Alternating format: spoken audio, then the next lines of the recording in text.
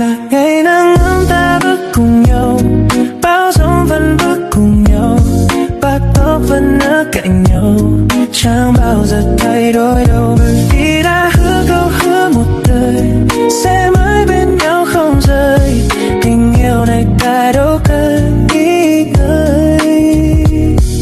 Cảm ơn vì đã gặp được nhau, kiếp này xem như đã nhạt được kho báu. You're the only one I love, you're the only one I love, you're the only one I love. Kiếp này xem như đã nhạt được kho báu. You're the only one I love, you're the only one I